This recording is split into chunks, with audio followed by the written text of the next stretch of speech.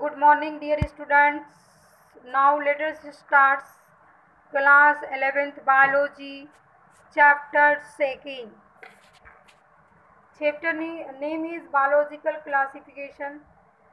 In previous chapter, we discussed why classification is necessary, because there are millions of species on the earth. So we not study them exactly.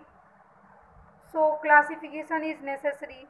Since the dawn of civilization, there have been many attempts to classify living organisms. It was done instinctively, not using criteria that were scientific, but born out need of use of organisms for our own use. पहले के लोग जो civilization जब नहीं पूरी तरह से civilized नहीं थे लोग, तो वो उनके बारे में एनिमल्स के बारे में अच्छी तरह से नहीं जानते थे, लेकिन उनके वो साइंटिस्ट भी नहीं थे। तो वो अपने यूज़ के लिए जो है जानवरों को जो है क्या करते थे, पालते थे for food shelter and clothing, भोजन के लिए और शेल्टर के लिए और क्लॉथ के लिए। Aristotle was the earliest to attempt more scientific basis for classification. सबसे पहले जो क्लासिफिकेशन का जो दिमाग आया वो एरिस्टोटल के पास आया। He use simple morphological character to classify plants into trees, shrubs and herbs. तो एरिस्टोटल का जो क्लासिफिकेशन था वो ये था कि प्लांट्स को जो है वो हम कैसे जो कि सिंपल मार्फोलॉजिकल कैरेक्टर के आधार पे उसने डिवाइड किया, और उसमें जो है प्लांट्स को और ट्रीज़ को और सर्ब्स को और हर्ब्स को डिवीज़न दिया। किसने दिया था? एरिस्टोटल। एरिस्टोटल के अकॉर्डिंग जो है कि सिंपल केवल मार्फोलॉजी मीन्स बाहरी कैरेक्टर के आधार पे उसने प्लांट्स को क्लासिफाइड किया तीन में, ट्रीज में, श्रब्स में और हर्ब्स में। ही also divide animals into two groups, those which had read blood and those that did not. और उसने एनिमल्स को भी, जानवर्स को भी दो में डिवाइड किया। एक में ब्लड था, वो ब्लड किस कलर का था? रेड कलर का। और एक में ब्लड था और किस कलर का था? वाइट कलर का। In Linnaeus time a two kingdom system of classification, plantae and animalia. जब इसके बाद साइंटिस्ट लीनियस आए तो उन्होंने दो किंगडम क्लासिफिकेशन दिया, जिसमें प्लांटी और Animalia. Kingdom was developed include all plants and animals respectively. इसमें क्या था? प्लांटी में जो है सारे प्लांट्स थे, एनिमिलिया में सारे एनिमल्स थे। This system was use till very recently, और बहुत कुछ दिनों तक ये यूज में आया। This system did not distinguish between the eukaryote and prokaryotes. Main जो इसका वो था, फॉल्ट था, वो ये था कि ये सिस्टम जो था इन्होंने क्लासिफाइड तो कर दिया था, लेकिन यूकैरियोटिक और प्रोकैरियोटिक के बारे में ये जानकारी नहीं दे पाए थे। यूनिसेलुलर और मल्टीसेलुलर के बारे में नहीं जानकारी, फोटोसिंथेटिक के बारे में इसमें नहीं जानकारी थी, नॉन फोटोसिंथेटिक के बारे में नहीं जानकारी थी। Classification of organism into plants and animals was easily done, was easy to understand, or a large number of organisms did not fall into the either category, hence the two kingdom classification used for long time was found inadequate। और इसको असुविधा वो लोग महसूस करने लगे दो kingdom classification को। A need was also felt for include beside gross morphological other characters like cell structures, nature of wall, mode of nutrition, habitat, method of reproduction, evolutionary relationship.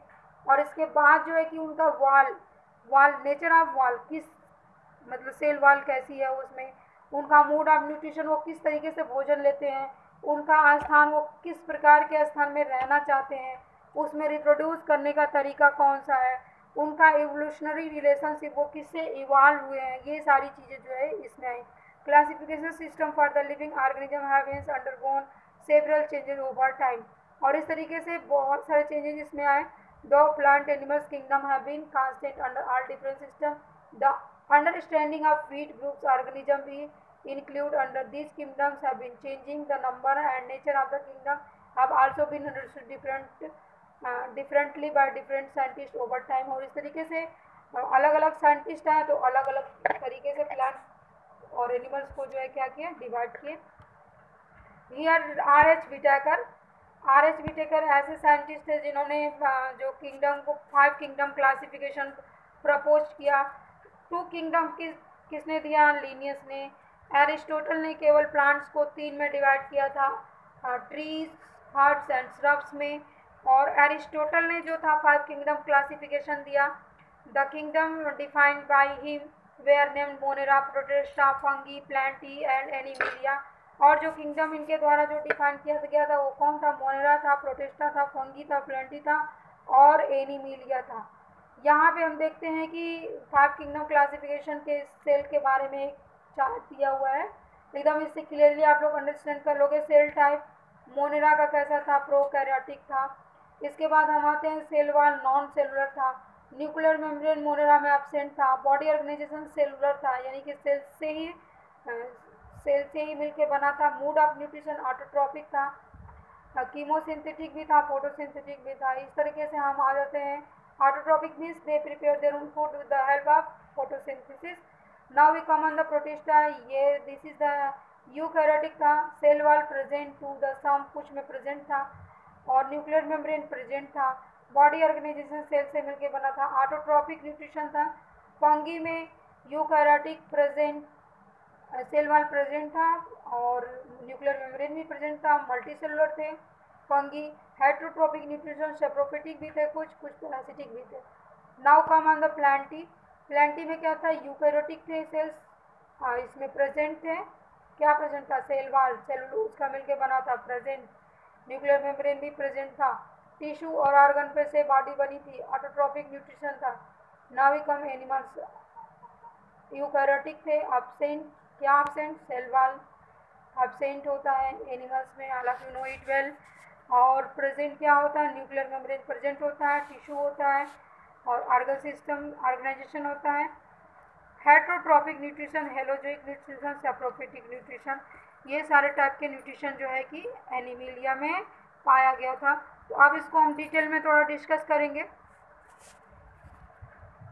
RH. Whittaker 1969, किस सन में RH. Whittaker ने classified किया था plants को? 1969 में किया था। और 5 kingdom classification, the kingdom defined by him were named as Monera, protista, Fungi, Plantae and Animalia. जो भी किंगडम क्लासिफाइड किया गया था उसका क्या नाम था? मोनेरा, प्रोटिस्टा, फंगी और animalia. The main criteria for classification use by him include cell structure, thallus organisation, mode of nutrition, reproduction and phylogenetic relationship. क्या क्या था इसमें? क्लासिफिकेशन का क्राइटेरिया जो था, थाइलस ऑर्गेनाइजेशन, थाइलस कैसे मिलके बना है, मूड ऑफ न्यूट्रिशन क्या है, रिप्रोडक्शन कैसा है, और फाइलोजेनेटिक रिलेशनशिप मतलब कि वो कैसे ओरिजिनेट हुए हैं। Let us look the 5 kingdom classification to understand the tissue and consideration of influence classification system. The earlier classification system included bacteria, blue-green algae, fungi, mosses, spores, gymnosperms and angiosperms under plants. और इस तरीके से इन्होंने algae, fungi, ferns, gymnosperm, angiosperm को plants में रखा। The characters that unified this whole kingdom was that all organisms included cell wall in their cells. और सारे ऑर्गेनिज्म में क्या थे? सेल वॉल था। This place together group which widely different in the other characteristic, और इनको एक group में रखा गया जो कि दूसरे से डिफरेंट थे। If brought together groups which widely different in other characters, the brought together the blue green algae with other groups which were eukaryotic, और ब्लू ग्रीन एल्गी और दूसरे ग्रुप थे जो कि यूकैरियोटिक थे। all of you know that what is eukaryotic cells. The cells have nuclear membrane, nucleus and well developed cell organelles are known as eukaryotic cell. It also group together the unicellular organism and the multicellular ones. Say the example Chlamydomonas, Spirogyra were placed together under algae. और हम देखते हैं कि क्लैडोमोनास और spirogyra जो है algae के अंदर जो है प्लेस किया गया। The classification did not differentiate between the heterotrophic group fungi and the autotrophic green plants.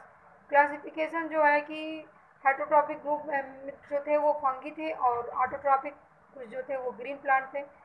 Also so difference their walls composition, the fungi और इनके वॉल कंपोजिशन भी अलग अलग थे।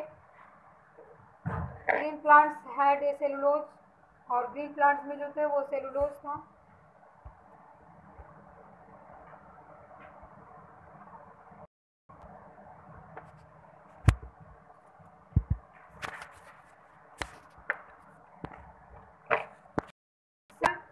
is the characteristic were considered fungi were placed on separate kingdom fungi। और इस तरीके से जिसमें सेल वाल था और इसको जो है कि किंगडम फंगी में रखा गया। All prokaryotic organism were group together kingdom Monera. और जितने भी प्रोकैरियोटिक थे और यूनिसेलुलर थे, जितने भी प्रोकैरियोटिक थे उनको मोनेरा में रखा गया और यूनिसेलुलर यूकैरियोटिक ऑर्गेनिज्म को किंगडम प्रोटिस्टा में रखा गया और ब्रॉट टुगेदर क्लैमिडोमोनास कोलेरा, ये सभी इसमें आ गए थे with plants and both having cell walls with paramecium and amoeba which were earlier placed in the animal kingdom which lack cell walls। इनमें जो है कि सेल वॉल की कमी थी। It has be together organism which are able classification were placed in the different kingdom. और इस तरीके से इनको अलग अलग किंगडम में रखा गया। This happened because of the criteria for classification change. और ये कैसे हुआ, क्योंकि विटाकर ने इनका क्लासिफिकेशन का क्राइटेरिया, इनको बंटवारे का क्राइटेरिया जो है वो चेंज कर लिया था, इनको अलग अलग तरीके से बांटा। फिर over time attempt been be made evolve classification system which reflect not only morphological, physiological, reproductive similarity but also। और फिर इसके बाद जो है कि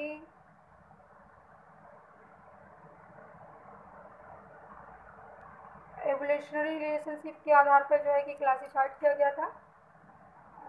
इन this chapter we study characteristic of kingdom monera protista और this is the introduction for you. And next tomorrow I will discuss kingdom monera।